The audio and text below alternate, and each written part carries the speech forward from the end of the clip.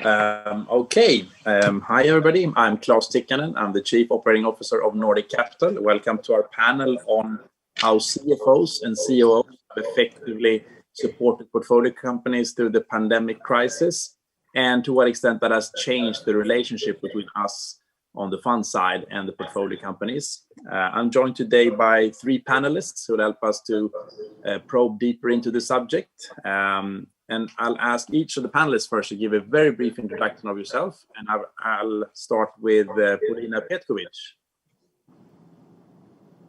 Hello, I'm Paulina Pietkewicz. I'm partner and CFO at Abris Capital Partners, which is a typical mid-sized growth fund investing in Central Europe, mostly Poland, Romania, Czech Republic, the Balkans, and the Baltics.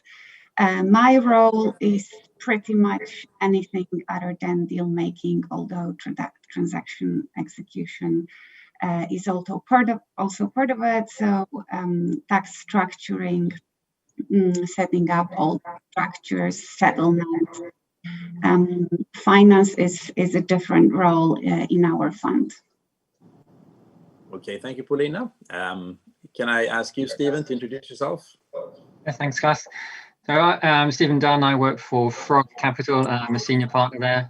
My role encompasses both portfolio and CFO elements.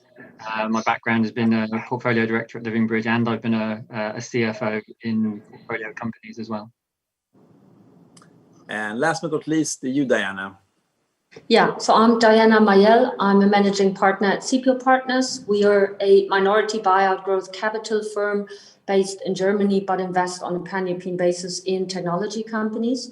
I've been doing this for more than 20 years now, and I'm also carrying the hat of the CFO, COO, and I'm responsible for fundraising as well as for transaction structuring and working with the portfolio companies on a daily basis in case of corporate finance topics. Perfect, thank you all.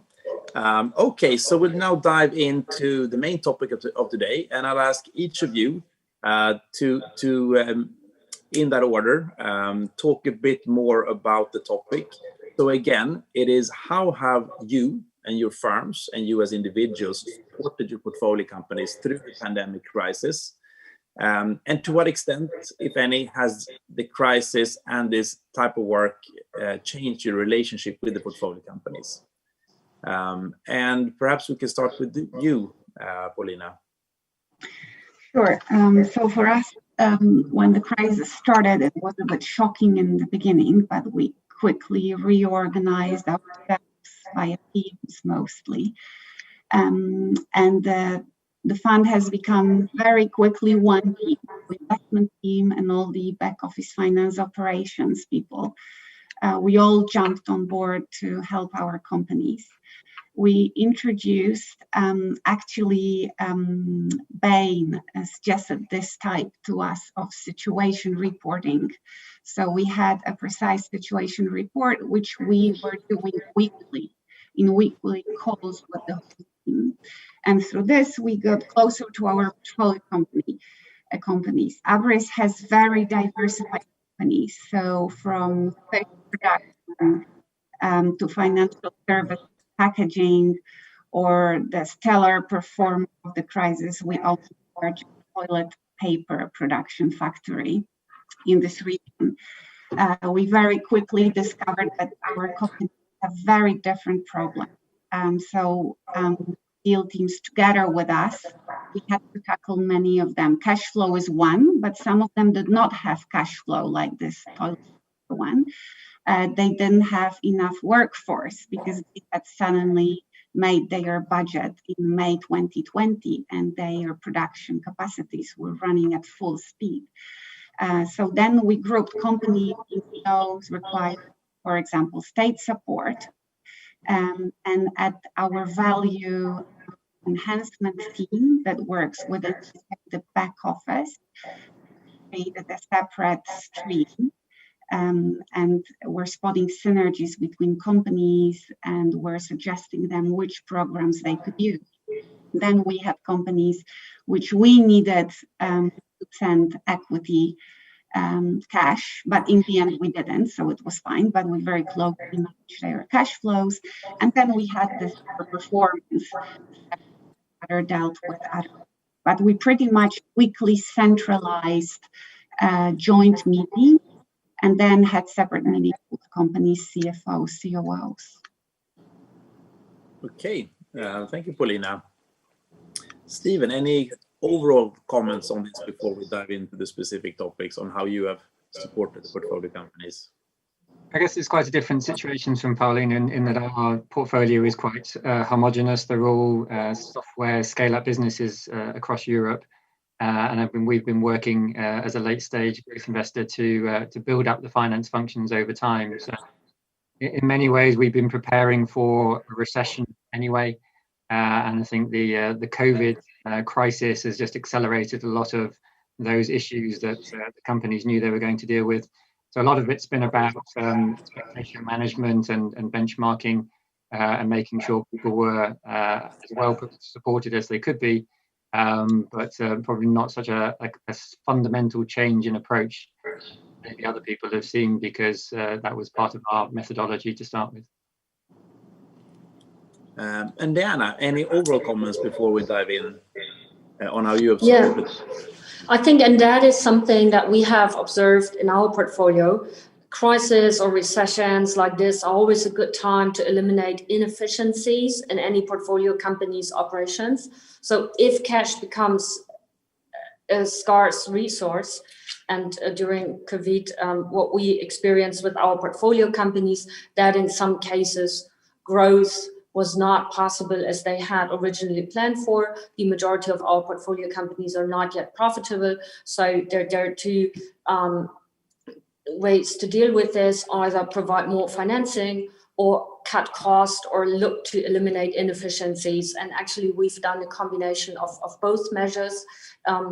Well, we are coming from 12 years of growth period, and during growth, there has been an unlimited amount of cash available. And usually, if you're growing quickly, you're not so much looking at eliminating your inefficiencies, because growth is your top priority.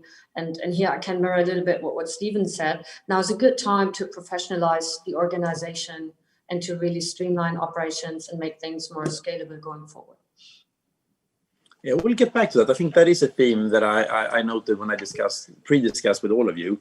So trying to get a bit more specific, we'll start with you, Paulina. You mentioned that, and I thought that was quite interesting in our pre-talk, that this pandemic crisis has helped you to accelerate portfolio company measures and work that you had already been planning centrally in your firm. Could you elaborate a bit on that, please? Yes, because Abris exists for 12 years, and it started small, but then it grew into 1.5 billion, 3 funds, currently 14 portfolio companies. So it started from deal team and then was expanding operationally, and then it grew. So for some time, we've been planning to I wouldn't like to say move away, but to somehow centralize value enhancement of companies.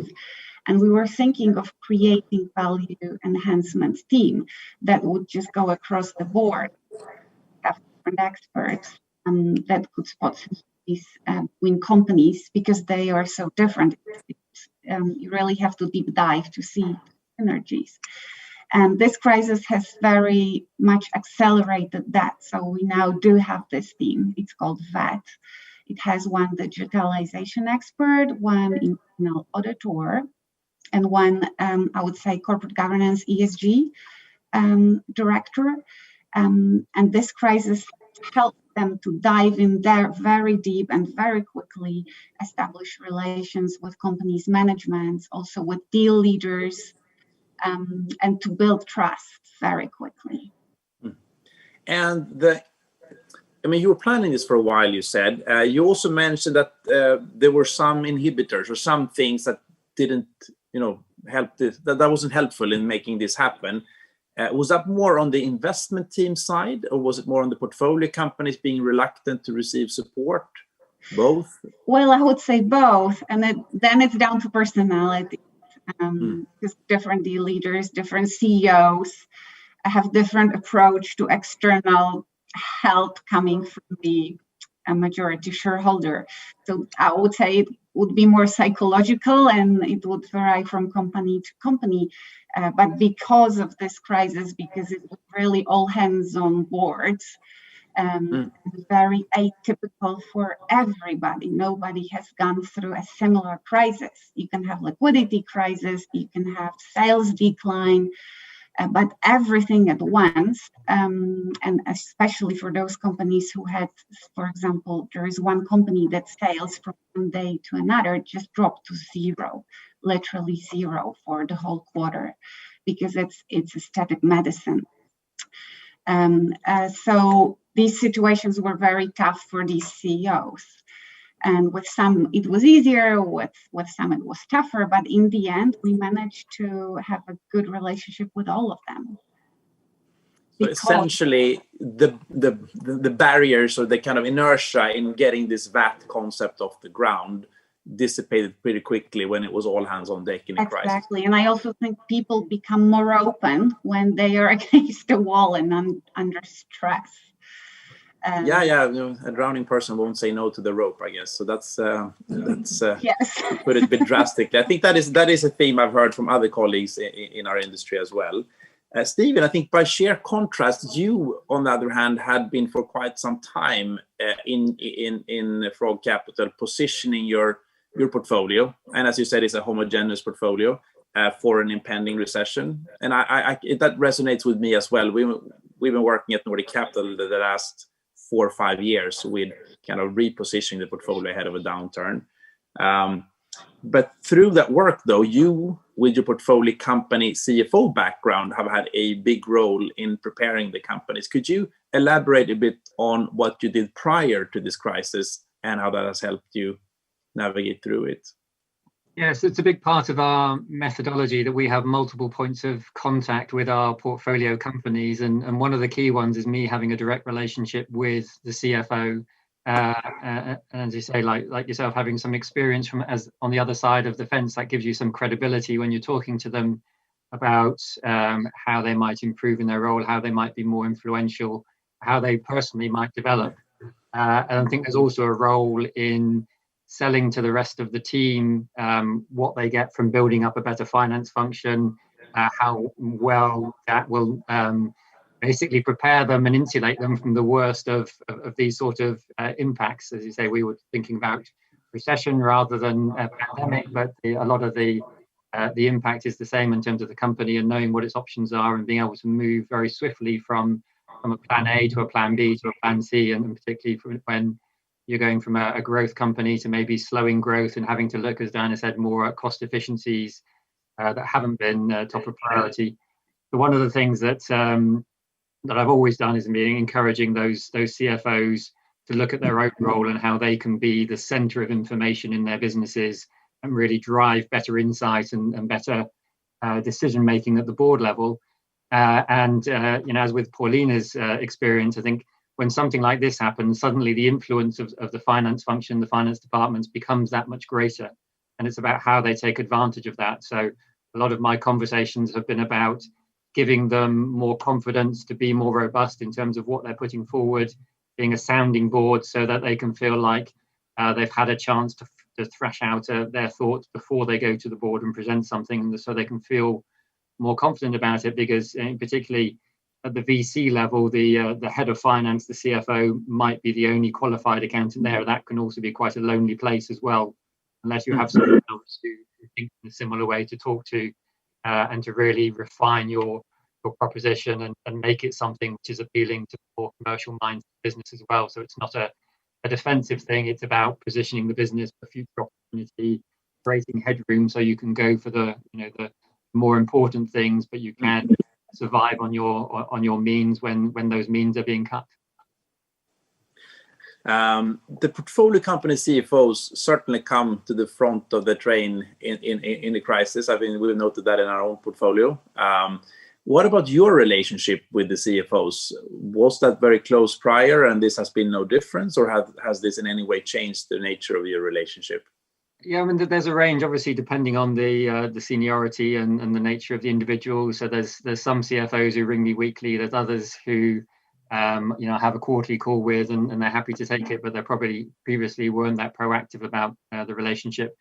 I think with all of them, it's deepened through this process because, as we're all saying, everyone's looking for every bit of help that they can get through this process, and support, and particularly with a portfolio like ours, it's about where is best practice, what are other people doing that they could learn from. I think everyone is being very open at the moment to making sure that they're listening to all the experience and all the good and the bad out there that people are going through, to make sure that they're making the best of what they can, whether it's government support schemes or different approaches to cost cutting or managing upwards. I think everyone is much more open to make sure that they are taking everything on board in order to perform better through a period when the pressure is really on to be at their best. Turning over to you, Diana, as I mentioned earlier, and as we talked about in our pre-talk, you have quite a bit of experience in getting in with minority equity stakes in fairly fragmented capital structures, just by the nature of your earlier stage investing. And going into the pandemic crisis, or coming into it, you noted that as liquidity dried up, that posed some very special challenges for you. Could you elaborate on that and explain how you guys helped your portfolio companies? Yes, so happy to do that. Before I do that, maybe just a brief explanation so that people can better understand for why that's the case. Usually we are buying out early investors. So these might be founders that would like to hedge part of their position. These might be a cap table cleanup where we buy out like 20 business angels that have been invested for a long period of time. Or these might be tail-end fund positions or tail-end positions from any given venture firm out there. So usually when we invest into the companies, they have already been like 8 to 15 years in the market. Now, well, you know that usually a typical fund's lifetime is 10 plus 2 years. So where you can easily imagine that the majority of the syndicate has been invested for much longer than they had maybe originally planned for. So, and this means that usually the firms that we are co-invested with very often are towards the end of their own lifetime. There's not that much liquidity left to continue financing the companies. So we do provide fresh capital, and we are usually the last investor before the actual or the 100% of the company are being sold to either a financial buyer or a strategic buyer. So usually when we enter the syndicate, we do reset the governance of the portfolio companies to make them scalable, to allow for growth. And usually there is a good understanding among the syndicate that the company shall be sold within 2 to 4 years lifetime. So now with the pandemic, that, well, obviously it's easy to imagine that changes. So because as I said before, let's leave apart the telco software companies that are growing nicely, that are benefiting from the crisis, but let's focus on those parts of the portfolio that are not really benefiting from the crisis, but that can't grow as they had hoped for, where the exit is pushed out for, let's say, 2 to 3 more years, where the company is facing losses that they had not planned for, and where new financing is being needed. And that's when you really get to know people, like in times like these. So first of all, if you start with the management team, you notice how committed is the management team. So we had like situations where the managers said voluntarily, hey, look, we are happy to help here, cutting back our salary, and we'd love to convert that into shares in the company. So we've had these situations where you see, okay, people are really committed to continue. But we had other cases where people were like, you notice, okay, where they lose their interest, or and the same holds true for parts of syndicates. There are people that do not react very rational, and that are like, hey, we have to we have to cut costs back and cut it down to a level where we think there is no more room for growth for the company going forward. You have others that feel like, hey, it's not that bad and there's no need to do anything. Company will miraculously recover from the impact of the crisis. So it's really a challenge to attract funding to a company in a situation like this, when you are the only one around the table that can continue financing. So that's been a lot of my daily work lately, to have conversations, convincing people that a financing is necessary, to look for public state programs to help them apply for these programs. And to continue to help to assist in fundraising, simply because that's a situation that most of the companies' CFOs are not familiar with. So essentially, being the biggest player in the capital structure and being perhaps a slightly later stage investor, put more responsibility and also more possibility on your shoulders, but also big challenge then to work through that capital structure. Yeah. That's and it's actually, and you know, it's a bit, you really have to you could look at this in a way where you say, okay, well, hey, that's a fantastic opportunity for us, so let's just wipe out everybody else in the cap table. But that's not what we like to do, because you always meet twice in life. So really here to find a good balance between, respecting that we are the ones to bring the fresh capital, maybe, but not destroy all relationships with everybody in the cap table going forward, because one day the crisis will be over. And for instance, I can just make one example. We had one company CEO, one founder, who's a big shareholder. His brother died, and he wanted to buy the family house, so to look after his brother's family, and needed to sell secondary shares. So obviously, the price that we paid, we made that the same price as the last round of financing, because we said, hey, look, these are times where you have to help the people, and now we know that we have maybe one of the most grateful founders in our portfolio, and that he will do the best to achieve a fantastic exit, hopefully, fingers crossed for everybody. That's an interesting aspect also there, and I think that takes us into the role of being a sustainable investor, acting responsibly in times like this. Opening up to Stephen and Paulina, and also you, Diana, do you have any other examples from your portfolio where you've kind of been faced with ethical dilemmas, or has there been any situations where you have proactively gone out with more of that type of ethical guidance in this situation? I'll give you one example from Nordic Capital. We fairly early on identified a number of our companies that would benefit quite a bit from the crisis, as well as companies that would, of course, be at least temporarily hurt. And we issued guidance that we will see no profiteering. Continue to sell your products at the normal prices, even though there may be scarcity or peaks in demand. You can't hike prices with 25% to be seen as profiteering from a pandemic. That's kind of a small example from our portfolio, but opening up for comments from anybody on the panel. One of the things I guess I've always taken from my previous roles is that I'm very empathetic with management being in control of their own destiny.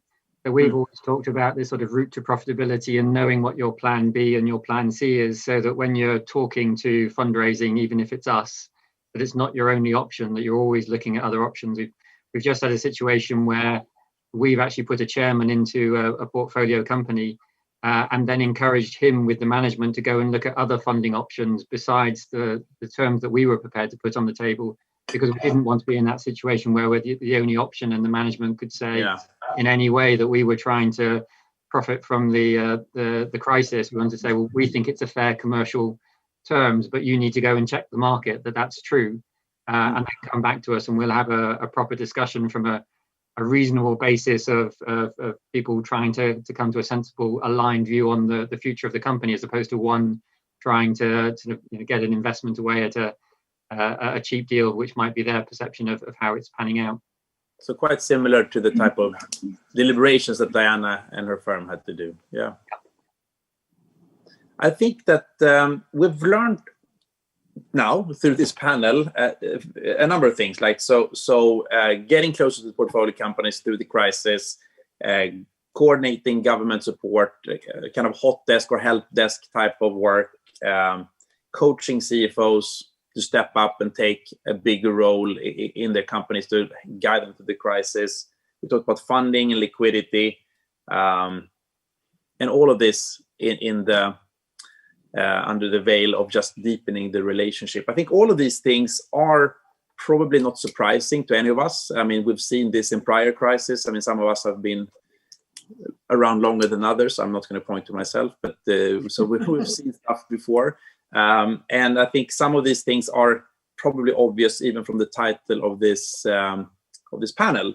But flipping now the table then and asking an open question, because these things are not so surprising when you think about it, but has anything through this pandemic crisis and your relationship with the portfolio companies actually surprised you?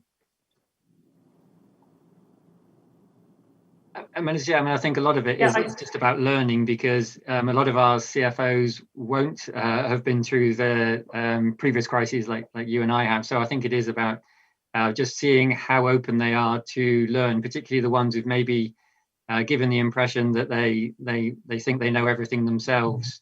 Coming into the crisis, have really realized how different this environment is from the strong growth we've seen over a long period before.